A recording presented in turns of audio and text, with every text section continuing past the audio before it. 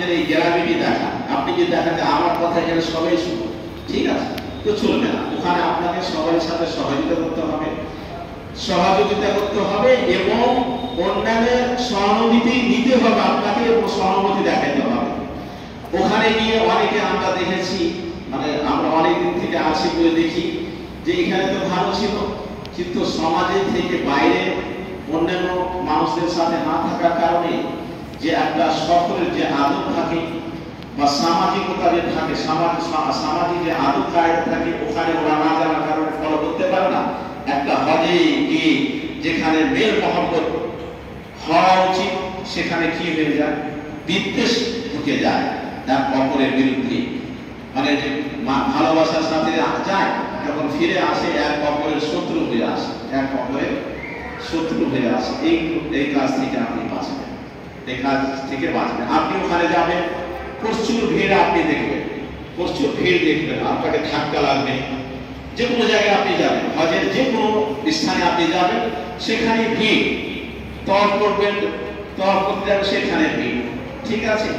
আপনি আরাফা থেকে আসবেন বা আরাফার জন্য যাবেন, আপনার ভিড়, তারপরে আপনাকে নিয়ে যাবে গাড়িতে, সেখানে কি হবে, লেট হবে, অনেক লেট। তখন বিরক্তি বোধ করবেন না, ধৈর্য ধরে সবরের সাথে কাজ করবেন। কারণ আপনি কার জন্য গেছেন, আল্লাহকে সন্তুষ্ট করার জন্য। তো কারোর জন্য আপনি মানে ইমোশনাল হওয়ার চেষ্টা করবেন না, টোটালি ইমোশন গুলোকে দূর রাখার চেষ্টা করবেন। শুধু কার সাথে আপনার ইমোশন থাকবে, আল্লাহর সাথে। তো এই ধরনের আপনাকে কেউ ধাক্কা দিয়ে দিল, কেউ আপনাকে ব্যথা দিল, কষ্ট দিল, তা আপনি তার প্রতিক্রিয়া দেওয়ার চেষ্টা করবেন না, যে ও আপনাকে ধাক্কা দিল বা গাড়ি দিয়ে দিল, তা আপনি চট করে আবেগে পড়ে তাকে ধাক্কা দিলেন, কষ্ট দিলেন, গাড়ি দিলেন না। ওইগুলো থেকে আল্লাহ তাআলা নিষেধ করেছেন, এগুলো থেকে বাঁচতে হবে। আপনি হতে পারে খাবার নিয়ে আপনার খুব সমস্যা আসতে পারে, ভিড়ের কারণে আপনি আপনার মন পছন্দ খাবার পাচ্ছেন না, তো ওই নিয়ে আপনি যে আপনাদের দায়িত্বশীল যে মোয়াল্লিমকে আপনি গাড়ি দিচ্ছেন, লামদান করছেন, এইগুলো থেকে বাঁচবেন। রাস্তায় যে বাসে আপনাকে নিয়ে যাবে বা ট্রেনে, সেখানে ধাক্কা লাগতে পারে, লেট হতে পারে, ধৈর্য ধরে কাজ করেন, তো আপনার কাজ সুচারুভাবে আরামের সাথে শান্তির সাথে কাজ হয়ে যাবে। কিন্তু আপনি যদি তাড়াহুড়া করেন, অধৈর্য হয়ে যান, তাহলে আপনি কষ্টে নিজে পড়বেন এবং আপনার অন্যান্য ভাই বোনকে আপনি কষ্টে ফেলবেন।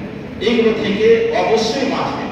আর আমরা যখন হজে করতে যাই, গ্রামবাসী মানুষ, তো এইগুলো সামাজিক আমাদের যে একটা হওয়া উচিত, সামাজিকতা হওয়া উচিত, ওখানে আমরা দেখতে পাই।